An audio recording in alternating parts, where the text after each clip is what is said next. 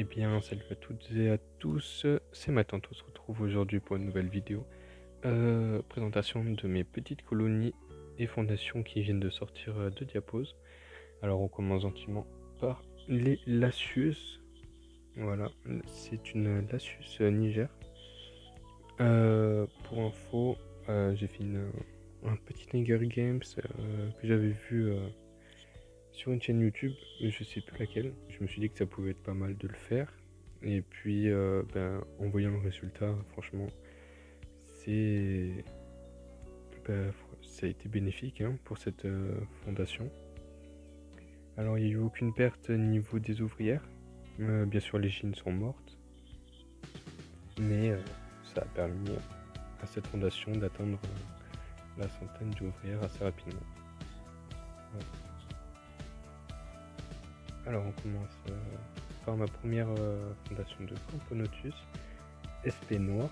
J'ai des doutes sur l'espèce, donc si vous avez une idée, vous pouvez la dire en commentaire. Voilà. Alors, cette jean a la particularité d'avoir gardé une de ses ailes, mais ça prouve que même si les jeans sont ailées, elles peuvent être fécondes. Voilà, donc c'est ma fondation de cette Camponotus la plus évoluée. Le premier média, je pense, il va arriver d'ici une semaine ou deux. On peut voir de très belles physiogastries. Voilà.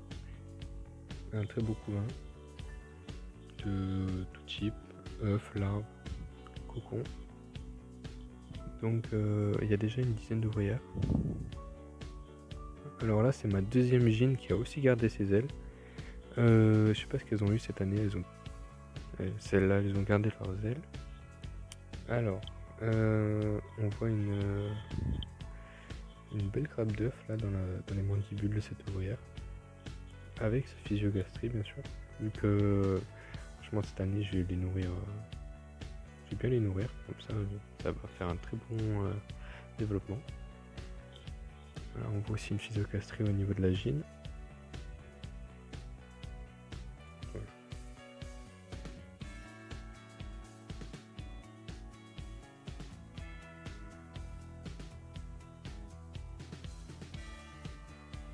Alors là, c'est une Formica SP que j'ai trouvé aux alentours des 3000 mètres d'altitude, voilà, dans les Pyrénées.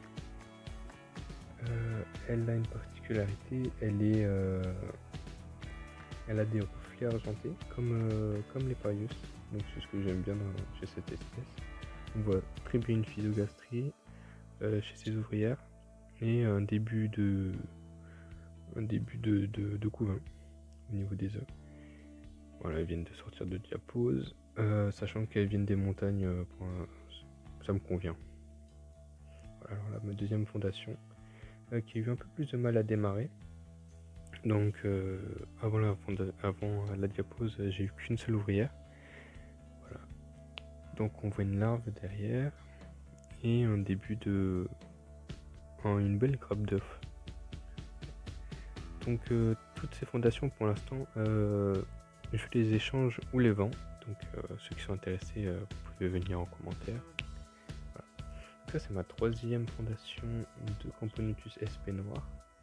Elles sont très brillantes. On voit une petite physiogastrie au niveau de la gine.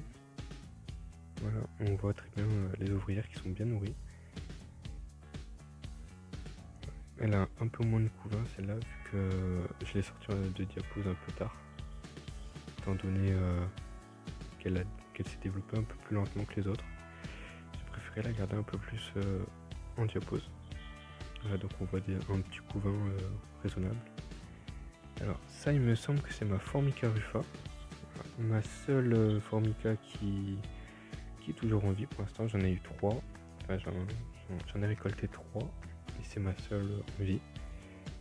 On voit que les Cerviformica, les esclaves, s'occupent bien du couvain, se nourrissent bien et franchement pour des Formicas, ça fait de très belles grappes d'œufs. J'ai été étonné. Voilà, donc je leur donne des insectes tous les 2-3 jours et Et elles en refusent pas, elles en raffolent même. Donc je vais continuer comme ça et je pense que ça va faire un très beau développement. Voilà.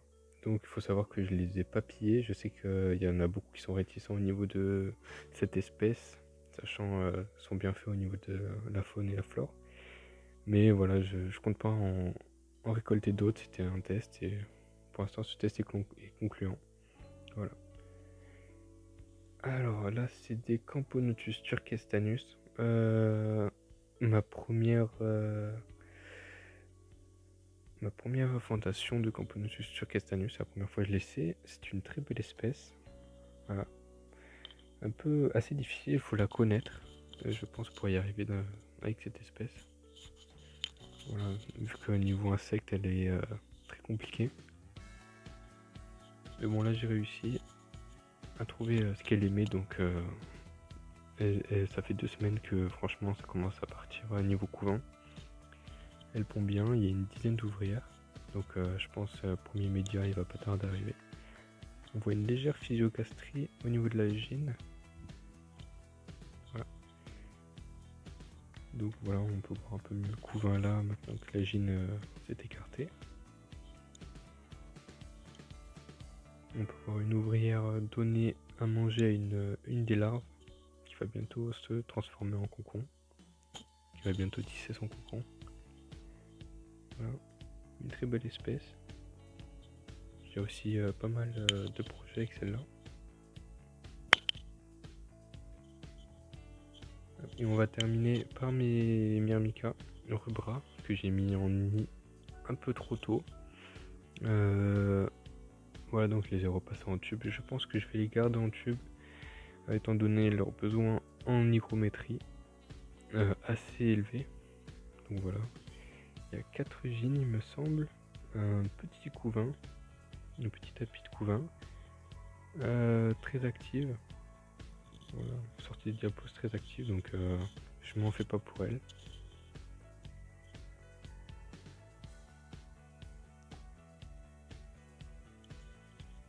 Donc je le rappelle, la plupart des fondations sont destinées à la vente ou à l'échange.